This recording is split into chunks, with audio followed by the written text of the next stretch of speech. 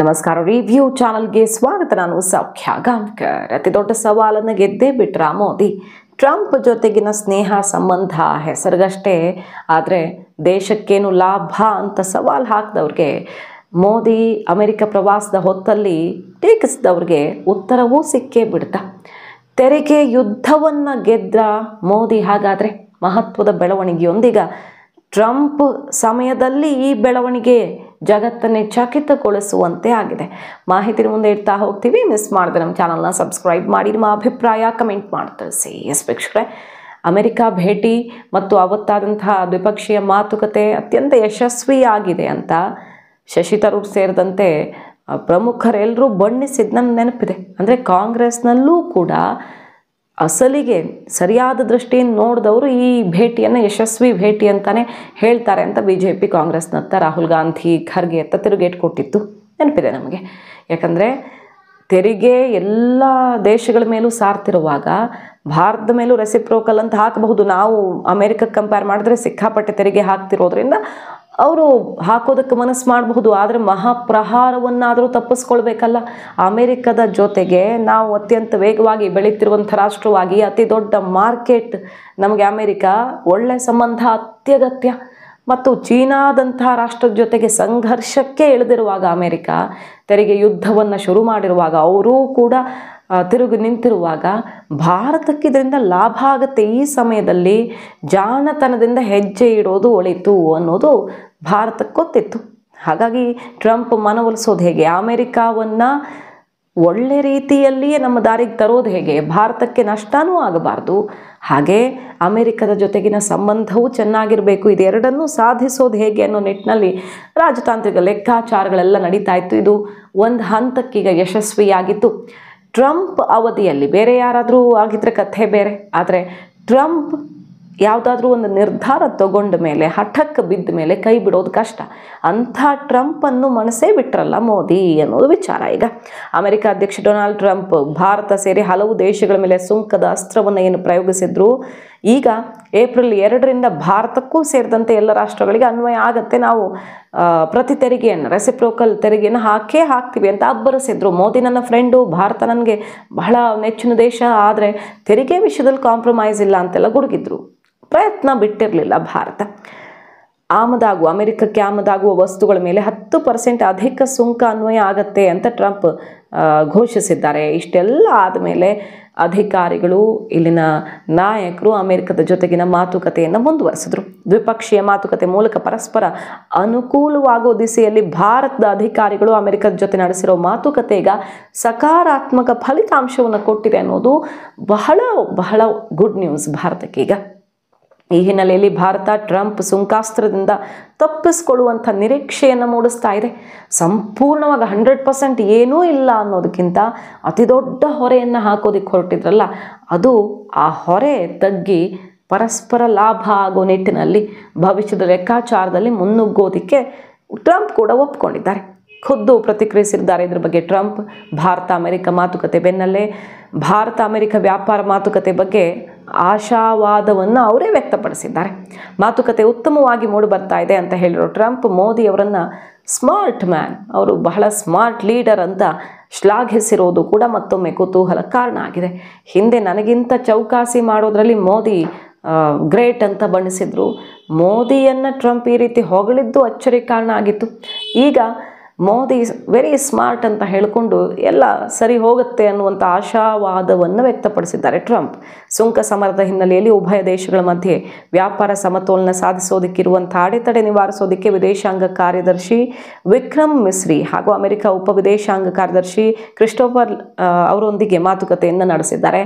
ಮಾತುಕತೆ ಶನಿವಾರ ಅಂತ್ಯ ಆಗಿದೆ. ಭಾರತಕ್ಕೆ ಮೊದಲ ಹಂತದ ಮುನ್ನಡೆ ದೊರೆತಿದೆ ಅಂತ ಭಾರತವೇ ಈ ಬಗ್ಗೆ ಸುಳಿವನ್ನು ಕೊಟ್ಟಿರೋದು. ಈಗ ಉಭಯ ದೇಶಗಳ ನಡುವೆ ದ್ವಿಪಕ್ಷೀಯ ವ್ಯಾಪಾರ ಒಪ್ಪಂದದಂತೆ ಮುಂದಿನ ದಿನಗಳಲ್ಲಿ ವಲಯವಾರು ಮಾತುಕತೆ ನಡೆಸೋದಕ್ಕೆ ಭಾರತ ಅಮೆರಿಕ ತೀರ್ಮಾನ ಮಾಡಿದ್ದಾರೆ. ಅಂದರೆ ಓವರಾಲ್ ನಿರ್ಧಾರ ತಗೊಳ್ಳೋದಕ್ಕಿಂತ ವಲಯವಾರು ಒಂದೊಂದು ಲೆಕ್ಕಾಚಾರವನ್ನು ಮಾಡಿಕೊಳ್ಳೋದು. ಉಭಯ ದೇಶಗಳಿಗೂ ಅನುಕೂಲ ಆಗೋ ರೀತಿಯಲ್ಲಿ ವ್ಯಾಪಾರ ನಡೆಸೋದಕ್ಕೆ ಕೆಲವೇ ವಾರಗಳಲ್ಲಿ ಹಲವು ಸುತ್ತಿನ ಮಾತುಕತೆ ನಡೆಸಲಾಗ್ತಿದೆ ಅಂತ ಈಗ ವಾಣಿಜ್ಯ ಸಚಿವಾಲಯ ಮಾಹಿತಿಯನ್ನು ಕೊಡ್ತಾ ಇದ್ದು ಭಾರತಕ್ಕೆ ಪ್ಲಸ್ ಆಗಿ ಕಾಣಿಸ್ತಾ ಇದೆ ಈ ಮಾತುಕತೆ.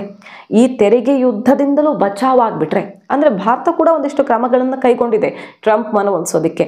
ನಾವು ಹಾಕ್ತಿರುವಂಥ ತೆರಿಗೆಯನ್ನು ಕೊಂಚ ತಗ್ಗಿಸೋದು, ಇದರಿಂದ ಭಾರತಕ್ಕೆ ಸ್ವಲ್ಪ ಲಾಸ್ ಆಗುತ್ತೆ ಅನ್ಸಿದ್ರು ಕೂಡ ಅವರು ತೆರಿಗೆ ಹೊರೆ ಹಾಕಿದ್ರೆ ಆಗತ್ತಲ್ಲ, ಅಷ್ಟಾಗಲ್ಲ. ಸೊ ಬ್ಯಾಲೆನ್ಸ್ ಮಾಡುವಂಥ ಕೆಲಸ ನಡೀತಿದೆ. 51,000 ಕೋಟಿ ಅಮೆರಿಕ ಏನಾದರೂ 10% ಹೆಚ್ಚುವರಿ ಸುಂಕ ವಿಧಿಸಿದ್ರೆ ಭಾರತಕ್ಕಾಗುವಂಥ ಅಂದಾಜು ನಷ್ಟ, ಇದರಿಂದ ಪಾರಾಗೋದಕ್ಕೆ ಈ ತಂತ್ರಗಾರಿಕೆ ಈಗ ಫಲ ಕೊಡುವಂತೆ ಕಾಣಿಸ್ತಿದೆ. 66 ಲಕ್ಷ ಕೋಟಿ ರೂಪಾಯಿ 23-24 ಅವಧಿಯಲ್ಲಿ ಭಾರತ ಅಮೆರಿಕಕ್ಕೆ ರಫ್ತು ಆಗಿರುವ ಉತ್ಪನ್ನಗಳ ಒಟ್ಟು ಮೊತ್ತ. ಅರ್ಥ ಮಾಡ್ಕೊಳ್ಬೇಕು ನಾವು ಎಷ್ಟು ದೊಡ್ಡ ಮಾರ್ಕೆಟು ನಮಗೆ ಅಂತ.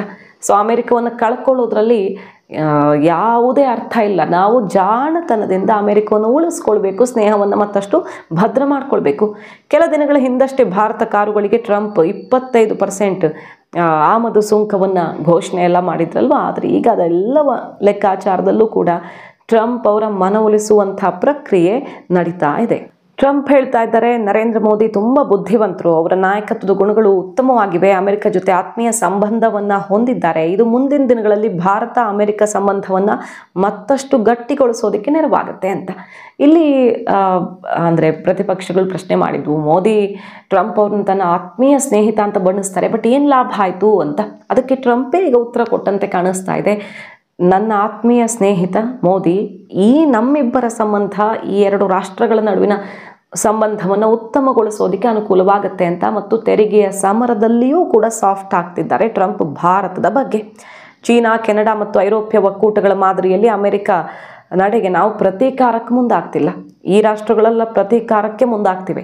ಹಾಗಾಗಿ ಎರಡು ರಾಷ್ಟ್ರಗಳ ನಡುವಿನ ತಿಕ್ಕಾಟ ತಾರಕಕ್ಕೇರಿ ಅದು ಇನ್ಯಾವುದೋ ಸ್ವರೂಪವನ್ನು ಪಡ್ಕೊಳ್ತಾ ಇದೆ. ಟ್ರಂಪ್ ಹಠಕ್ಕೆ ಬಿದ್ದರೆ ಆ ದೇಶವನ್ನು ಸಂಪೂರ್ಣವಾಗಿ ಕೊಲಾಪ್ಸ್ ಆಗೋ ರೀತಿ ಮಾಡೋ ಟಾರ್ಗೆಟ್ ಇಟ್ಕೊಂಡು ಬಿಡ್ತಾರೆ. ಆದರೆ ಭಾರತಕ್ಕೆ ಅದು ಬೇಕಿಲ್ಲ. ಭಾರತಕ್ಕೆ ಈ ಎಲ್ಲ ರಾಷ್ಟ್ರಗಳ ಜೊತೆಗಿನ ಸಂಘರ್ಷದಿಂದ ಲಾಭ ಪ್ರತಿಯಾಗಿ ಸಿಗತ್ತೆ. ಅದನ್ನು ಮಿಸ್ ಮಾಡಿಕೊಂಡ್ರೆ ನಾವು ದಡ್ಡರಾಗ್ತೀವಿ.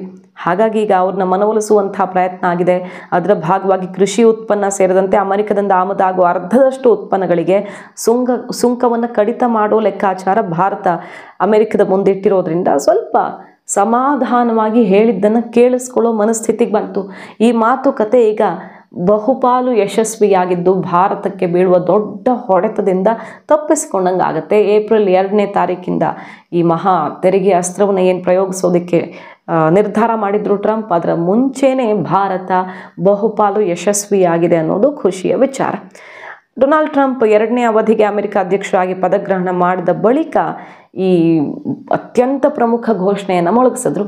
ಯಾವ ರಾಷ್ಟ್ರನೂ ಬಿಡಲ್ಲ, ಭಾರತ ಅಂತೂ ಏನು ಟ್ಯಾರಿಫ್ ಕಿಂಗ್ ಅಂತಾನೆ ವಾಗ್ದಾಳಿ ನಡೆಸಿದ್ರು. ಎಷ್ಟು ತೆರಿಗೆ ಹಾಕ್ತಾರೆ ಅಂದರೆ ಅಲ್ಲಿ ನಾವು ಏನೂ ಮಾಡೋದಕ್ಕಾಗಲ್ಲ, ನಾವು ಅದೇ ರೀತಿಯಲ್ಲಿ ರೆಸಿಪ್ರೋಕಲ್ ಹಾಕ್ತೀವಿ, ನೀವು ಎಷ್ಟು ಹಾಕ್ತಿರೋ ನಾವು ಅದನ್ನೇ ಮಾಡ್ತೀವಿ, ನಮ್ಮಲ್ಲೇ ಬಂದು ಉದ್ಯಮ ಸ್ಥಾಪಿಸಬೇಕು, ಅಮೆರಿಕನರಿಗೆ ಕೆಲಸ ಸಿಕ್ಕಬೇಕು, ಬಿಟ್ಟರೆ ಈ ರೀತಿ ನಾವು ಹೊರಕ್ಕಾಗಲ್ಲ ಅಂತ ಗುಡುಗಿದ್ರು. ಈಗ ಪರಸ್ಪರ ಇಬ್ಬರಿಗೂ ನಷ್ಟವಾಗದ ರೀತಿಯಲ್ಲಿ ನಾವು ಹೆಚ್ಚೆಚ್ಚು ಖರೀದಿಸಿದ್ರೆ ಅವ್ರಿಗೆ ಟ್ರೇಡ್ ಡೆಫಿಸಿಟ್ ಆಗಲ್ಲ. ಭಾರತ ಸರ್ಪ್ಲಸ್ ಇದೆ, ನಾವು ಡೆಫಿಸಿಟ್ ಇದ್ದೀವಿ ಅನ್ನೋದು ಅಮೆರಿಕದ ಆಕ್ರೋಶ. ನೀವು ಕಡಿಮೆ ತೆರಿಗೆ ಹಾಕಿ ನಾವು ಹೆಚ್ಚೆಚ್ಚು ಖರೀದಿಸ್ತೀವಿ, ಆಗ ನಿಮ್ಗೆ ಲಾಭನೇ ಆಗುತ್ತಲ್ಲ ಅನ್ನುವಂಥ ಒಂದು ಸೂತ್ರವನ್ನು ಇಟ್ಟು ಕೆಲವುದ್ರ ಮೇಲೆ ನಾವು ಸುಂಕವನ್ನು ಕಡಿತ ಮಾಡಿ ಅಮೆರಿಕವನ್ನು ಮನವೊಲಿಸುವಲ್ಲಿ ಬಹುತೇಕ ಯಶಸ್ವಿಯಾಗಿದ್ದಾರೆ ಮೋದಿ. ಈ ಸವಾಲನ್ನು ಗೆದ್ದರೆ ಟ್ರಂಪ್ ಮೋದಿ ಒಟ್ಟೊಟ್ಟಿಗೆ ಹೆಜ್ಜೆ ಇಟ್ಟು ಶತ್ರುಗಳನ್ನು ಒಟ್ಟಿಗೆ ಮಣಿಸುವಂಥ ಒಂದು ಬೃಹತ್ ಅವಕಾಶ ಸೃಷ್ಟಿಯಾಗತ್ತೆ. ಪಾಕಿಸ್ತಾನ ಈಗಾಗಲೇ ಮೋದಿ ಟ್ರಂಪ್ ಇಡ್ತಾ ಇರುವಂಥ ಒಗ್ಗಟ್ಟಿನ ಸೂತ್ರಕ್ಕೆ ಶೇಕ್ ಆಗ್ತಿದೆ. ಇನ್ನು ಬಾಂಗ್ಲಾದಲ್ಲಂತೂ ಪರಿಸ್ಥಿತಿ ಬದಲಾಯಿಸೋದಕ್ಕೆ ಮೋದಿಗೆ ಫ್ರೀ ಹ್ಯಾಂಡ್ ಅಂತ ಟ್ರಂಪ್ ಈ ಮೀಟಿಂಗಲ್ಲಿಯೇ ಘೋಷಣೆ ಮಾಡಿದ್ದು ಕೂಡ ಗಮನ ಸೆಳೆದಿತ್ತು.